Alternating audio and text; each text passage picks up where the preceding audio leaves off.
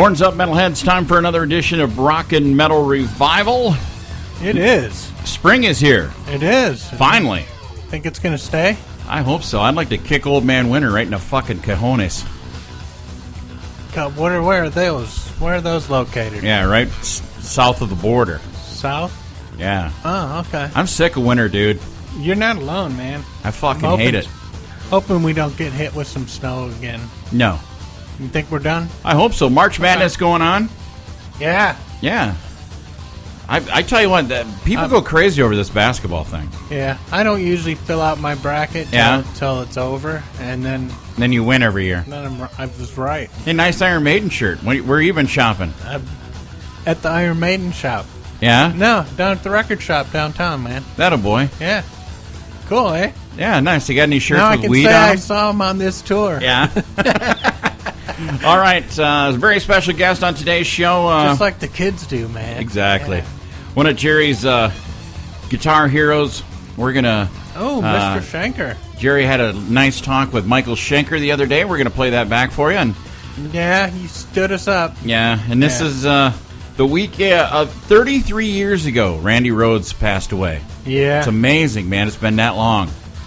Yeah. Yeah.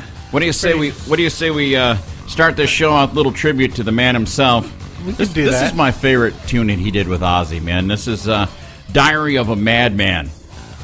Okay. Kicking this edition off of Rock and Metal Revival. Without listeners, we'd just be two losers listening to CDs. Hey, Gred, you were a good cock. Made us a lot of money. Look on the bright side. It may be short, but it's thin. Hey, wait a minute. You know what they say? You can't polish a turd. Rock and Metal Revival. Fuck you! And fuck Big Red! From the new AC/DC Rock or Bust, that is Dogs of War on Rock and Metal Revival. I kind of like that tune, dude. Just kind of? Yeah, you know what? I mean, it's... for the last couple of albums that AC/DC's put out, nothing's really... I've went, oh, wow, this is awesome. Yeah. You know, I mean, kind of not like... You know, nothing's... I think the last album that they put out that I was like, holy shit, was For Those About to Rock. Yeah. I mean, since serious. then, everything else has seemed kind of cookie cutter. Yeah, it hasn't seemed... You've kind of heard everything, and it's just getting... Razor's Edge was okay, I think, you know, because I like Thunderstruck and a couple of tunes on there, but otherwise, everything they put out... Oh, yep, that's AC/DC. Yeah. Well, I thought there were some cool riffs on this album. Yeah. This newest one. And this had to be hard for him to do without Malcolm. Yeah, exactly. Yeah, exactly.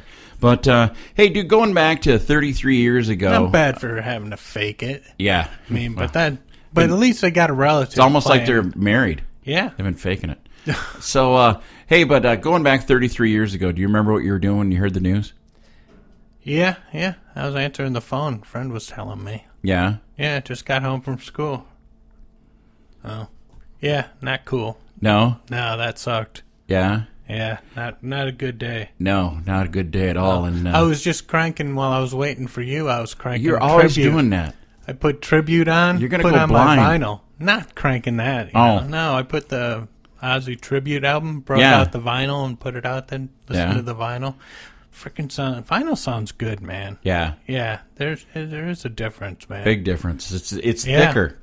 Yeah. It is. It really is. That's what they say. And then you've got that nice tattoo of Randy on your arm. Yep. How many hours was that? 11. Yeah. Yeah. I saw somebody put on there that you cried. Oh, did I? Yeah. I don't know. It says something about, I probably did. 3 years ago today I got this, and then some jerk-off wrote on there. Yeah, he probably cried all the way through it. I think I did. I think I sobbed. Yeah. I saw you black out. I know that much. All right. Well, next hour, you got a chance to talk to Michael Schenker the other day. How was that? That was awesome, dude. Yeah. Because I didn't have you to ruin it by asking him stupid questions. Yeah. I had him for the whole 20 minutes. That's by exactly myself, why man. I think that you should always do those Michael Schenker ones by yourself. No, I'm kidding. You're the voice, dude. I'm just the dummy. I mean, you have legitimate questions to ask him. Yeah. I asked him a few different. Some other different questions. Dude, and you think about the people ask us, well, why do you guys always take time out every week to do this? Think about that. You got the chance to sit down with one of your guitar heroes and ask him whatever the hell you wanted. Yeah. And that what's that, the third time you got to do that? Yeah, it's the third time so far. I mean, and how many people in this, never get the chance to... Yeah. do something like that. Yeah. It's pretty cool. It is a cool thing. I was pretty happy that I was able to call England all on my own. Yeah? He had all the right numbers. I just put them in the same order. Yeah. On the phone, and all the way to England. So now you got Michael Schenker's number. So, like, if you're like ever can't hit a guitar part, you're playing one of his tunes. Dude, that's what I was thinking. You I was going to call him up. Hey, dude, you remember that UFO tune? Blah blah blah. Yeah, I can't get that. How's that riff go? How's that riff go? Yeah. All right. Well, coming up next hour, we'll listen to Jerry's conversation with Michael Schenker. But right now, 30 years ago, I remember going to the old Co-op record and tapes and picking this one up. But we've got a live version. It's a special 30th edition of Defenders of the Faith. Oh, yeah. Yeah, and this one is Judas Priest. This is Free Wheel Burnin' live right here. The new one. Exclusive. Check it out. Just hit stores on Rock and Metal Revival. It hit them hard, too. Right in the ding-ding. Ding-ding. Nice. There's brand new music from a band called Wolfpack from their CD Rise of the Animal. That one's called Runnin' Out of Time. I'm digging that, dude. I like the riffing, man. I'm liking it. It's 80-ish. They're from Germany. Oh, no shit. Yeah, I That's guess. why. And we're going to be talking to them no kidding. next week or so. No kidding. I didn't know they were from Germany. Yeah. You just said, hey, check this out. Yeah. I liked it, man. I know There's you some did. good stuff on there. It's very rare when I send you something. Yeah, this is the one where... And you go, hey, dude, get these guys on the show.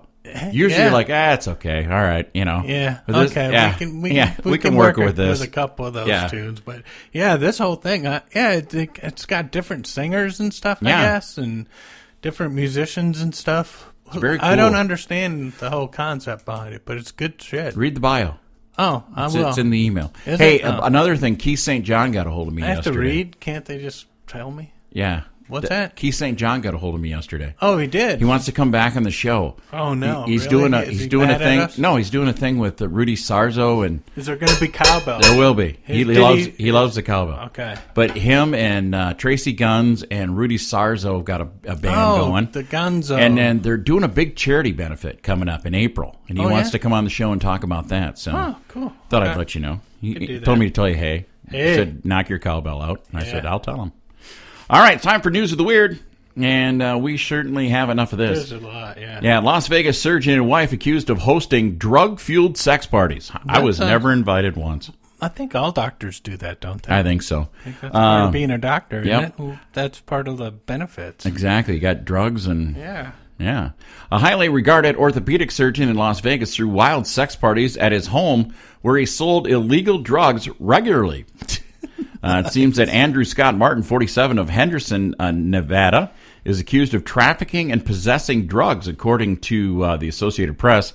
He pleaded not guilty last week to all charges, according to the Las Vegas Review-Journal. A raid of Dr. Martin's home allegedly turned up mushrooms, the steroid testosterone, ecstasy, cocaine, and marijuana, according to cops. I'm pissed about the roids. What are you doing with the roids? Quit pushing the roids, dumbass. Yeah, dumbass. Martin's wife, Jennifer Martin, was also arrested, and she pleaded guilty earlier this month to possession of drugs, which may not be introduced to the interstate commerce. She paid a $1,000 fine. The Martins were among 8 people arrested in September after a year-long undercover operation. They could have busted him the first night, but they're like, these sex parties are awesome. Yeah. Let's get some more of our fucking cup. Allegations say that Martin regularly threw swingers parties, themes of with eyes wide shut. Oh, like the movie thing. Yeah, he's a dandy. Sounds all right, like fun. Men who watch lots of porn have better sex lives. That's what some report said. Yeah. It says watching porn is actually good for us. Yeah, validation finally, buddy. After all these years of hard jerks haven't been for naught, friends, the results of a new study from scientists, yes, scientists. Really? Yep, No way. at the University of California are saying that men who watch more porn have better sex lives. Oh. Why is that, you asked, Jerry? Why is that? It's because dudes who fap to porn are less likely to suffer from ED. Oh. Yep, and have higher sex drives. But just don't take my word for it, Jerry. Okay.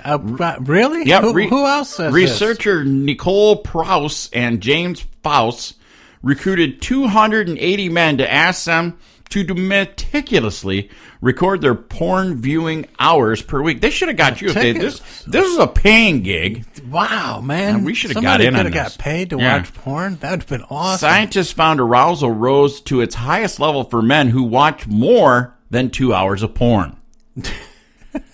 Yeah, it also increased the amount of men who wanted to be with their partners. Yeah. Yeah. Right. Those who watched no porn, those married guys, had an arousal score of just over 40. I didn't know there were scores. I didn't know there were scores. Yeah. Somebody's got a score. Yeah, but those who are watch the porn, self-scoring. Oh, maybe that's you score 40% of the time if you don't watch porn. But if you do, you score more than 50. Oh, that's like more. That's like you're like the Michael Jordan of porn, dude. 10%. You are. All right. That's like 10%. Yeah, that's at least. That's a like good average. Close. Alleged thief shot in leg, flagged down deputy for medical help. Hey, shot myself. Authorities in. But Where do you think this happened? probably in Florida. That's right. Imagine. Florida say cell phone thief accidentally shot himself in the leg, then stole a Mercedes from a strip club, only to flag down a deputy when the pain from the gunshot wound was too much to bear. What a pussy. LaShawn Williams, 24, is charged with armed robbery and possession of a stolen vehicle in the incident that occurred around 2:50 a.m. in Orange County, Florida. No way. Police really? say Williams had just swiped the cell phone when he accidentally shot himself while running away. Suspect ran across the street where he noticed a Mercedes with the door open. He allegedly hopped in the car and sped off, but pulled over just a few blocks away to flag down a deputy for medical attention. Well, you should probably maybe use a safety or something on that thing while you're running or something. Don't be running with a loaded gun. Yeah. It's like running with scissors, you dumbass. It's like it could be worse. Really? Well, how could it? If that bullet would have shot him right in the head. Or his junk off. Oh, yeah. Could have blew his junk off, man. Yeah. Don't be running with guns. Don't be running with guns. Kids, if you're listening. Public service announcement. Yeah. Don't run with guns. Yes. We're here for you. We're looking out for your health. Yep. Jose Espinoza arrested despite disguising himself with spray paint. A suspect car thief thought he was had a surefire way to avoid arrest. He spray painted his face black. Spoiler alert, it didn't work. Police in Monterey, California arrested Jose Espinoza, 23, on Saturday after he fled from a stolen car parked near his home. He returned to his house a little while later, but this time his face was covered with black spray paint in an attempt to disguise himself. What a moron. Here's the problem with that plan. Now, the spray-painted face and the attempt to hide against a white wall in his home yard. Look, I'm a shadow of something that isn't there. Oh, boy. The Monterey Police Department on their Facebook noted the camouflage was ineffective. Yeah. I'd imagine. A bottle of spray paint was found at Espinoza's house and turned in as evidence. Espinoza was charged with receiving known stolen property and theft and unlawful taking or driving of a vehicle, according to KTLA TV. His bail was set at $35,000. Wow. Yeah. That's pretty expensive. Nice. Yeah. That must have hurt, though. Must have fucked your skin up. Oh, hey, here you go, bud. We got one more. Got another one? Yeah, we got one more. I mean, this is the last one. Dicks by mail. Have you heard about this? A service that anonymously mails an edible bag of dicks to your enemies. Bag of dicks? Yeah, Dicks by Mail is a new service that will anonymously mail a bag of penis-shaped gummy candy along with a note that reads in bold typeface, "Eat a bag of dicks," to anyone the buyer chooses. Where's this? I need to write this shit down. Much like the popular Ship Your Enemies glitter service, more information about that service, including suggestions for recipients and how to send a mouthful of phallic sweets to your target, is available at their hilarious FAQ. What's that? FAQ? That's what it says here. I don't know. Though they don't answer the question of whether a hard candy version will be made of this.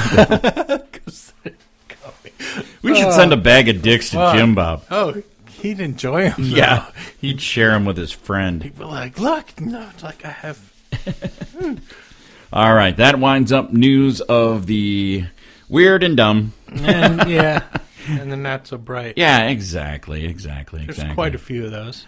All right, you looking forward to going to see Saxon Brother in May? I am. This is like the only Saxon song that I'm real familiar with. Yeah. So let's play it. It's the title track to their probably most famous CD, Denim and Leather.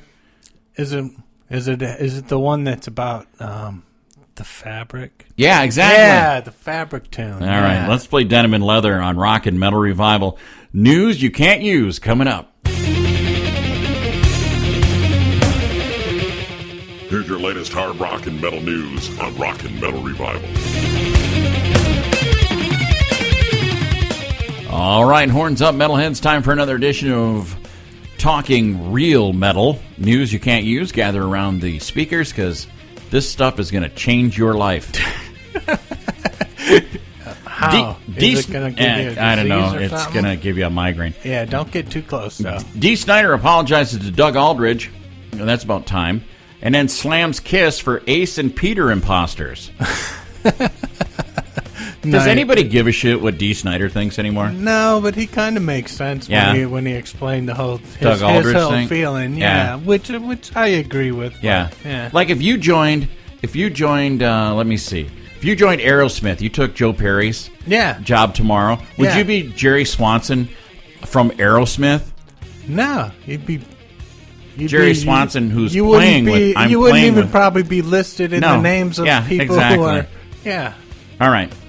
Slayer, Anthrax. Makes sense. Here's a good Christian cruise here. Slayer, Anthrax, Exodus, Suicidal Tendencies to perform on the Motorhead Motorboat Cruise.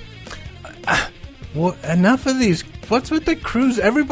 When are we going to do a cruise? The Rock and Metal Revival Cruise? Yeah, we should do a RMR We'll get my dad's cruise. pontoon boat. Dude, on the Rock River. Fucking A, All the man. dead cart floating around. That'd be awesome. That'd be us. Oh, yeah, that'd be cool. Like All a right. 3-hour tour. Yeah, maybe you can bring a guitar, and we'll get Andy to bring a guitar. It'd be lots of entertainment. That'd be awesome, yeah. All right, Fozzie's Chris Jericho on his WWE career. If I never wrestle another match again, I'm happy with it. I bet it gets old, man, getting thrown around and shit like that. If he can make enough money with doing Fozzie and all his other stuff, do that. Don't freaking get your shit beat out of you all the time. That shit's gotta hurt. It does. Kiss's Paul Stanley. There was no way I was going to play with Ace and Peter at Rock and Roll Hall of Fame. That's a dead horse. Why keep beating that subject? Because he can. He's a dumbass. New Tommy Iommi signature guitar coming from Epiphone this summer. Yay, Epiphone. I don't know. I think it at least got him a Gibson model. Yeah, I know. But there's just not a big difference between the damn things, really, except for a price. Yep. Ozzy Osbourne gets comic book treatment. No shit. Jake Ely's Red Dragon Cartel parts ways with singer Darren James Smith. There goes our liner. Yep. Throw that out.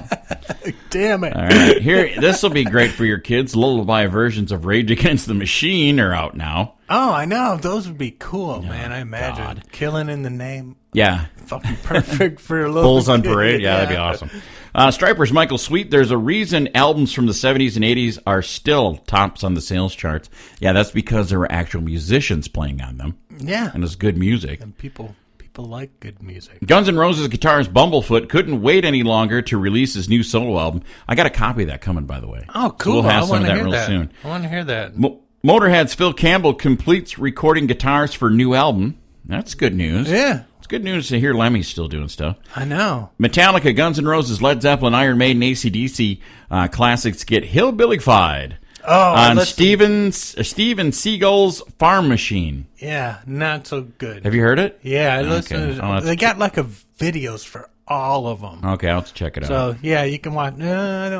Not as cool. Not as cool as the hillbilly one. Like the Hayseed Dixie stuff. Yeah, not quite as cool as that one. Craig Goldie wants to put Holy Shit Factor back into hard rock with his new band Endangered Species. Good for him. Yeah, but you really want shit. But play some Poison tunes. Yeah. Zakk Wylde released Book of Shadows Volume 2 on the 20th anniversary of the original album. And they're coming. Huh? Black Label Society's coming to Milwaukee, and it's unplugged. Oh, really? Dude, I wouldn't walk across your hallway to see that. No, I want to see. He needs to have freaking electric guitar. He needs to get on that Randy Rhoads Remember tour. Yeah, there you go. Okay, and The Circle, featuring Sammy Hagar, Michael Anthony, Jason Bonham, to release At Your Service, live album coming out real soon with that. What do you think of that? What are they going to do? Originals, or are they going to? Oh, they're going to do all music from all their tunes? careers. They're going to do Zeppelin. They're going to do Van Halen, Hagar, Montrose. Oh, that would be interesting. So what do you say we play? Deal with that. Do you want to play Montrose or you want to play some Van Hagar? You got Van Hagar. Yeah, good enough. From 5150. Oh, I like this. Let's play that. you want to play that? Yeah, turn it up. All right. Yeah, you really have to crank this because Yeah. it's old. Old. All right. Did they remaster that? No, not yet. Because what the hell? Look at all that extra money. That's extra Probably because income, Sammy wrote right? it and they won't. Oh, Yeah. yeah. He's probably like, They're not remastering any of those. I got enough money for my tequila. Yeah, now my rum. All right, brother. Here is Van Halen. This is good enough on Rock and Metal Revival. This portion of Rock and Metal Revival is brought to you by... I got 2 tickets to Van Halen this weekend. What time should I pick you up? It is Miss McGarrigle, Donnie, and that's cute, but I am your teacher, not your girlfriend. Whoa, Miss McGarrigle, who said anything about girlfriends? Let's just start the summer fling, couple of hand jobs, no expectations. Don't get all psycho on me right away. That is a month's detention. What's a hand job? I don't know, but I think I want one. There's brand new music from the Revolution Saints called Locked Out of Paradise on Rock and Metal Revival, and that band's kind of heavyweights. Yeah. Some great, got Doug Aldridge and Jack Blades, and I can't even pronounce his last name, Michael Castranovas. He's a bass player from the the drummer, I should say, from the Damn Yankees, and he's played with Leonard Skinner and a bunch of people. He's actually... Journey, He was with Journey. And he's actually singing lead on this. Yeah. So that's kind of cool. And playing drums. And playing drums. Which is kind of cool because it's really cool when he gets up on stage and he starts walking around with the drum set hanging around off of him. Really does that? Playing. Yeah, man. He's got this big, huge mobile drum thing. Really? Set. No. Oh, okay. All right. That's what sucks about having a drummer who sings. Yeah. Does the singing. Remember when Gilmore used to sing for Triumph? Oh, yeah. That's that guy true. He's good, too. Yeah. And Don Henley sang for the Eagles. Yeah, that's true. That's true. So Peter Criss, your favorite. Peter Criss. I like Peter Criss, man. I don't got an issue with Peter Criss. I know. Peter's okay. Hey, Michael Schenker's got a new album coming out called Spirit on a Mission. Yeah, and, I'm looking forward to this. Yeah, and Jerry's all psyched up. We're going to see him at the Arcata Theater in St. Charles, Illinois. All right. You looking forward to that? Yeah. Hell yeah. You ever met Michael before? Yeah, one. Did you? Yeah, once. Yeah. At the House of Blues. Yeah. In Chicago. Did you guys just like hang out and talk guitars or what? Yeah, and then we smoked some weed and just, we just partied. We partied all night. So, yeah. Did he remember that when you called him? No, because we partied hard, dude. Oh, yeah, okay. It was crazy. All right. It was one of those. Are you sure it wasn't Barbara Schenker that you partied with? Smoked weed? Could have been. I was pretty stoned. Yeah, and you did, and you and her are tight. Yeah. So, yeah. No partying with Michael. That would have been awesome. That would have been cool. But yeah, no. All right, well, Got to meet him though. Yeah. Got his autograph on cool. Scorpions. Lonesome Crow album. Yeah. First Scorpions. First thing he ever recorded. Very cool. cool. Kind of cool. I have to take some albums this time. Yeah, that'd be cool. Yeah. Give All it right. a shot. So here's brand new music from Michael Schenker, his Temple of Rock band, and he's got Herman Rarebell with him now, and yeah, Francis Bouchot. yeah, that's kind of cool. This is brand new Michael Schenker. It's called Vigilante Man. Coming up, we're going to listen to Jerry, the Kurt Loder of Rock and Metal Revival, and his interview. That's me. Coming up next. You heard it here first. And there was Vigilante Man from Michael Schenker's Temple of Rock, a new album going to be released pretty soon. And on the phone, I got none other than Michael Schenker himself. How are you doing, Michael? Hi, I'm doing well. How are you? I'm doing good. Red couldn't make it for the interview. He got busy at work. Work. But we went and saw you, when was it? Last January. We saw you in Chicago, and it was Red's first time to see you, and he was totally blown away by how good you guys are. So he's kind of upset he couldn't make this interview, but we're looking forward to seeing you when you come to the area again in April, I think. You'll be around Chicago area. Yeah, we are coming now. I tried to get over there with the original with the album lineup. like quite a while ago, last year in spring.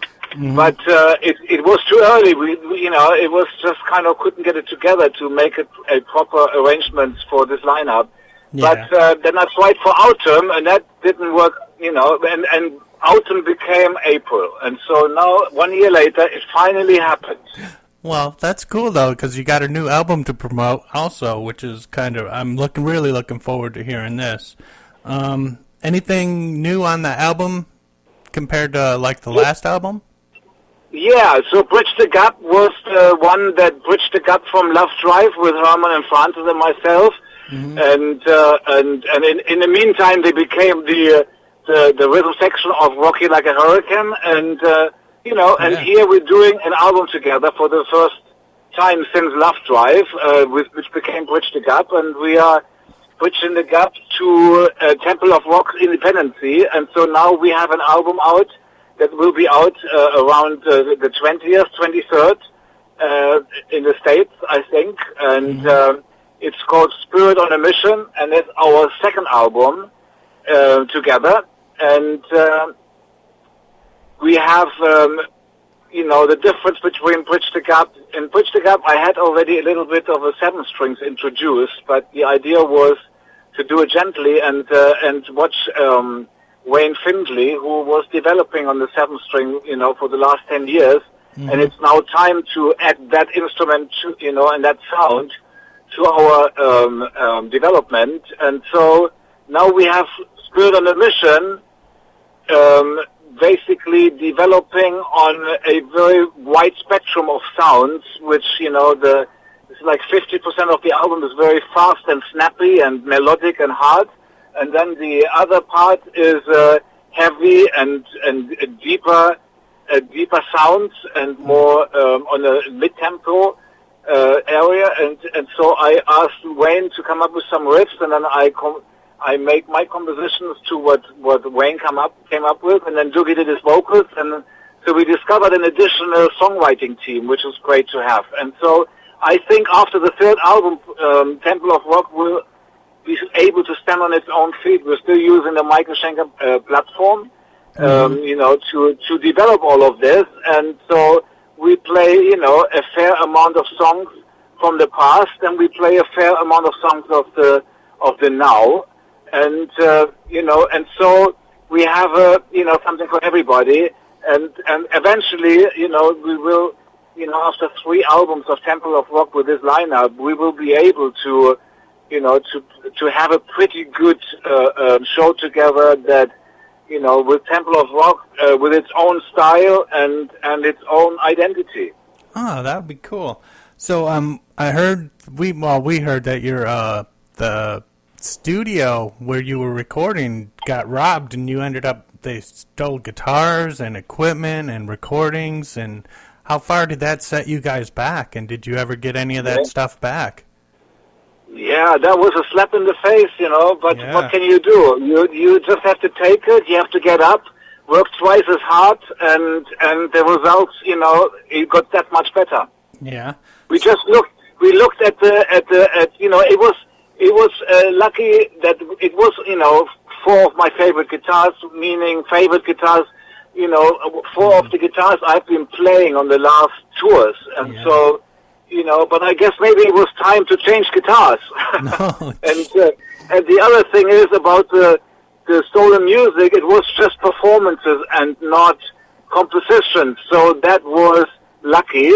And, and so I look at it as a very intense pre-production. So that means that the final recording was even more intense, and therefore, much more effort was put into it, and it got that much better. Oh, okay. So I got a question now on your guitars. Now, when I play guitar, I got a bunch of. I'm a Flying V guy too, and now your Deans, on some of them I see like at the where the strings come through the body, you got that metal V thing there, where your strings come through, and sometimes some of yours have looks like a washer or something that's kind of attached, or it's like red and gray. What is that? Yeah, it's just a tool. It's my howler. You know, the howler is basically a device and a technique. It's more of a technique than a tool, but it makes an unusual, new, inventive sound. Oh. And you can hear, and I played it on the first Temple of Rock album before Francis was there, on the one where Michael Frost was singing. That was, I think, released 2011 or so, or 12, and I was playing that device and the technique on a song called Mistrustophonia. Oh, yeah. And then I made the Bridge the Gap record with Herman and Francis. And then in Japan it was pointed out, what happened to the howler? I said, oh, sorry, I forgot. And so I made an effort on Spirit on a Mission to write a song with a howler, and it worked out extremely well. It's a really spooky song. And so that device you're talking about, that piece of whatever you call it, is the howler. Okay. It's the howler, and that makes that sound. Oh, okay. Yeah, I had no idea. I was like, what is that? I've never seen I that play, on a guitar. I play it. Yeah, you will hear it on a song called what was the song it's called? Something of the Night. Okay. On the new Spirit on a Mission album. Okay, cool. Now, a lot of artists take sometimes years between releasing albums. You've been pretty consistent these last 8-10 years of putting something out pretty much every year. How do you stay so creative and to be able to do that? Well, the last album was done 2 years ago, and so between the finish of the last record, Bridge the Gap, not the release date, but when we finished the last record, okay. I had 2 years to so the album was actually lying around 7 months, Bridge the Gap, before we released it, and so we had the chance to reopen it and make some improvements on it. That was the disadvantage. That was the advantage of that album. Mm-hmm. And so Spirit on the Mission actually release date is 2 years after Bridge the Gap finished recording. And anyway, I mean, I stopped listening to music when I was 17 and a half years old, and I stopped copying music since I was 17 and a half years old. And instinctively, I knew that's what I had to do in order to do what I wanted to do, which was, the focus was on pure self-expression, which means you don't write music following a trend. You just write what you love writing. I mean, whatever you feel the way it should sound and be, that's what you do, regardless of what is out there. And that means you automatically, by doing so, you create your own you create your own style. If you keep doing it year after year after year, and I've been doing it for 43 years, not listening to music and not copying, and so basically I'm writing from within, so my preference is to release new colors, and that only can be seen and when a person decides to write from within. So anybody can do it, but not everybody does it. Mm-hmm. And so the advantage of doing that is you're tapping into a more infinite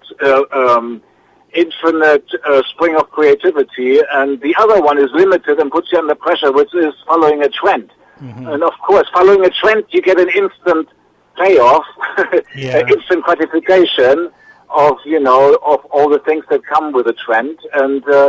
And if you write from within, you just, you don't really expect anything other than, that you feel very fulfilled about a pure self-expression. Mm-hmm. That's what I really like about you is I can pretty much guarantee any album I put on with Michael Schenker on it is not going to have a disco song on it. And it's not going to, It might be a pure self-expression disco. Yeah. Nice. Now, Doogie, I've I hadn't really heard of Doogie White before your last album, and then seeing him live, he's really, really good. Where did you guys meet up and decide to hook up and start doing this? Well, Doogie and I think since 2010 or 2009, we kind of crossed paths quite often. We ended up maybe even playing on stage together with him singing one song, Rock Bottom or something. Mm-hmm. But I think it's like this. I think there's more than meets the eye, and I think it was slowly in the making, in a step-by-step fashion. And I think when Doogie was already singing on my very, very first Temple of Rock album, where Michael Voss was the main singer, and Doogie was singing Before the Devil Knows You're Dead. Okay. And so that song I especially wrote for his vocals in mind, and it came out extremely creative and powerful, and it suggested that this would definitely be something for the future for us. And then when it came, to the point of after I toured that album, and Michael Voss wasn't available, and I had Robin McCauley help me out in America, and Michael Voss was available in Japan, and then eventually Doogie was available for Europe, and that was also the time when Pete Way got sick and Francis Buchholz joined. Mm-hmm. And that was the click of this formation. That's when when I felt that we had a really good chemistry going, and that's when I quickly decided to make a DVD before something happened. Yeah. And so to at least have a memory, and then, but it got stronger and it got better and it got more exciting, and the audience loved it and we loved it, to the point when I suggested to make a record together, which became Bridge the Gap. And then of course we did another world tour, and we were feeling, and I already had an additional concept on what I wanted to do with the next album, and so we did Spirit on a Mission, and I'm realizing now that we are getting very, very, very close to our own identity, like Spirit, like Temple of Rock creating its own style, mm-hmm. and it's getting very close to being ready to be a Temple of Rock band, with already a path of original songs that will be standing out there by themselves. Oh, cool. So you're going to be doing the Rock and Roll Fantasy Camp coming up at the end of the month. Are you looking forward to that? Have you ever done one before? Yeah. Well, I have been approached many times, and I actually kind of refused. The same with the cruise. I didn't really want to do it. It's just I don't know. It's like something that what I have in mind is be on stage and tour, mm-hmm. But these are new things that kind of are a bit unusual for me to understand if I should do it or not. And but somehow I got talked into it, and so I didn't want to do the cruise either, but it's definitely a one-time must experience. It's a very unique, it's very unusual, and it's for one, at least once, to understand. It's pretty, out there, and so I guess the booth, the camp, the fantasy camp thing, I guess maybe it's the same thing. It's probably I have no real idea on what it is like, but hopefully it's going to be a one-time must experience. Yeah. If it wasn't so expensive, I was planning on going to that, but oh well. So, what do you like and dislike about the technology, the digital age of recording music and distributing music? Are there good things, or is it all, or more bad things than good things on it? No, it's evolution. It's like things happen. If you think about it, 100 years ago, there wasn't even or maybe a little bit over 100 years, there was no motorbikes and cars and rockets, and and it's all there, but you adapt to it, but it's still. You still have to let the spirit do the work. The spirit does the real work. You can do so much with computers. You can push button and it does it all for you. But that availability everybody has, and the outcome of it will be that everything is going to sound the same. Mm-hmm. So at the end of the day, regardless of how much help you have out there, of course, certain things, especially for the hard handmade rock and roller, where it used to be very, very hard to do something. I used to spend, 70% tuning and 30% playing with UFO because, it was just because of technology. Today, you just kind of, the guitars tune itself, And so that kind of stuff makes it easier. But at the same time, you had to work really hard in the handmade rock stages. It was you really had to be able to do your stuff well on the guitar. Yeah. But even though you get a lot of help from technology, it still doesn't replace the spirit, and especially if you write from within. If you write, following trend, okay, well, you do what the trend does, which is probably going to be more of the same. Mm-hmm. But at the end of the day, I think the more people are able to do something without effort that is easier to put together, the more it becomes important to do something from within, because at the end there is nothing original left unless you write from within. So maybe all of this will lead us back to spirit. Yeah. Well, you've expanded your guitars as far as the design, the black and white. You had the one that was like a kaleidoscope, or the stained glass, the really colorful one and stuff. You got any new designs you're working on or anything like that? Yeah, the latest, those got stolen anyway, and so the latest designs is a black and red guitar that I just played on the cruise, which sounded really good. And so I have a hollow body guitar, which I use for a special idea that I have. And then I have, the retro, the yin and yang, and the power channel guitar. And so that's what my touring guitars are at the moment. Probably I won't take the hollow body to America, but because we play a special set where I don't need that guitar yet. But in the future, when I come back, there is a particular the Savior machine on this album where I'm using the hollow body guitar for a special kind of sound, and so that will be available, or I will be using that one soon in America when I come back next time. But those are the guitars at the moment. Okay. Well, it's going to be hard. So they have no clue who got those guitars or what they're. I mean, because those are going to be hard for anybody to get rid of, because those are pretty much they're yours. Yeah, it depends on who stole them. If somebody who knows stole them, or somebody who doesn't know what they stole. Yeah. So we don't know. If it's somebody who knows, I guess in either way, then what can be the benefit? Yeah. It's going to be hard for them. Yeah, they can't sell them, because if they do, they're going to know they're stolen. They're going to know who they belong to. Yeah, and if they paint them, then it could be anybody's guitar. So yeah, if it was just somebody who wanted a few dollars, and it doesn't matter what they steal, then I guess they can. But then they don't know if it is something known, and they won't even get the idea to paint it. So in theory, one way or another, they should be caught very, very easily. Yeah, well, I hope they do get caught, because that's crap, man. But that's like somebody stealing your kids, man.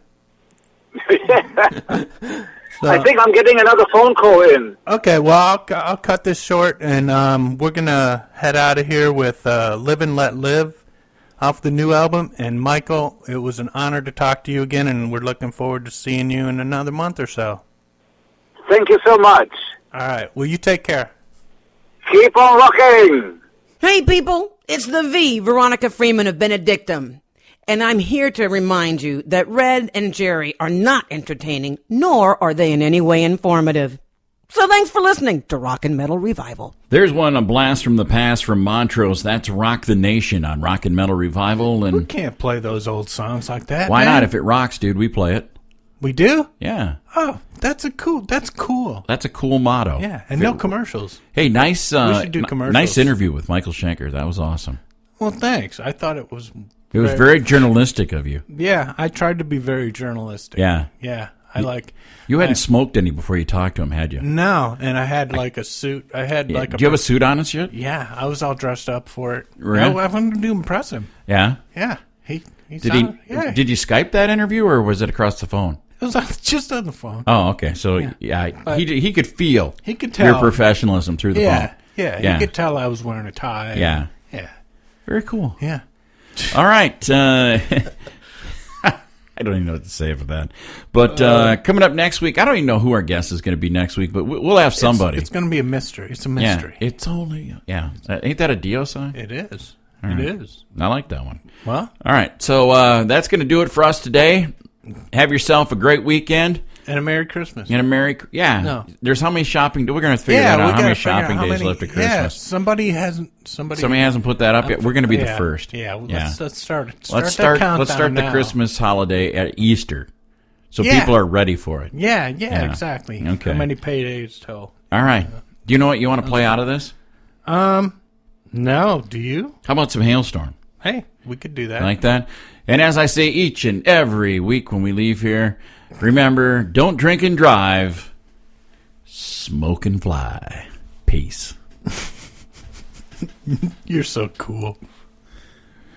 Welcome, Don Cornelius, to the Soul Train.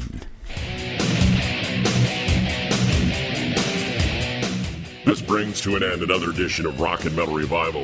If you enjoyed it, tell a friend. If you didn't, tell two. Until next time, this is Rock and Metal Revival.